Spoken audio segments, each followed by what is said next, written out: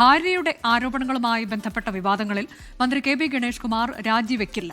താൻ രാജിവെക്കുമെന്ന് കരുതേണ്ടെന്ന് മുഖ്യമന്ത്രി പിണറായി വിജയനുമായുള്ള കൂടിക്കാഴ്ചയ്ക്ക് ശേഷം കെ ബി ഗണേഷ് കുമാർ പറഞ്ഞു. ഗണേഷ് കുമാർ തന്നെ വിളിച്ച് മാപ്പ് പറഞ്ഞെന്നും തനിക്ക് പരാതിയില്ലെന്നും ഭാര്യ ബിന്ദു മേനോൻ വ്യക്തമാക്കി. ഇതോടെ വിവാദം ഒത്തുതീർപ്പിലെത്തുകയായിരുന്നു. ഭാര്യ ബിന്ദു മേനോൻ നടത്തിയ തുറന്നു പറച്ചിലിന് പിന്നാലെ മന്ത്രി കെ ബി ഗണേഷ് കുമാർ രാജിവെച്ചേക്കുമെന്ന അഭ്യൂഹങ്ങൾ ശക്തമായിരുന്നു.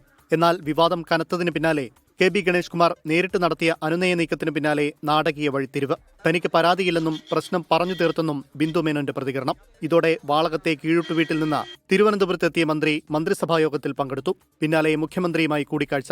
കുടുംബ പ്രശ്നമാണെന്നും പരിഹരിച്ചെന്നും ഗണേഷ് കുമാർ മുഖ്യമന്ത്രിയെ ധരിപ്പിച്ചു. ഇതിനുശേഷം KSRTCയുമായി ബന്ധപ്പെട്ട പൊതുപരിപാടിയിലാണ് രാജിയില്ലെന്ന ഗണേഷ് കുമാറിന്റെ പ്രഖ്യാപനം. എന്റെ ചോര വേണമെങ്കിൽ ഒരു പിച്ചാത്തിതാ ഞാൻ മുറിച്ചു തരാം, കുടിച്ചോ. അല്ലാതെ വെറുതെ നടന്ന് എന്റെ പുറകെ നടക്കണ്ട.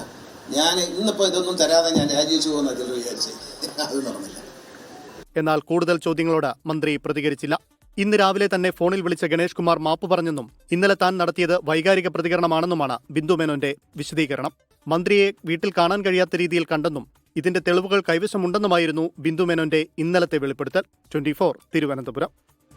ലോകത്തെവിടെയായാലും ഏത് സമയത്തും 24 വാർത്തകളും ഓഗ്മെന്റഡ് റിയാലിറ്റി പാക്കേജുകളും എക്സ്പ്ലെയിനറുകളും വിശദമായി കാണാൻ ഞങ്ങളുടെ യൂട്യൂബ് ചാനൽ നിങ്ങൾക്ക് സബ്സ്ക്രൈബ് ചെയ്യാം.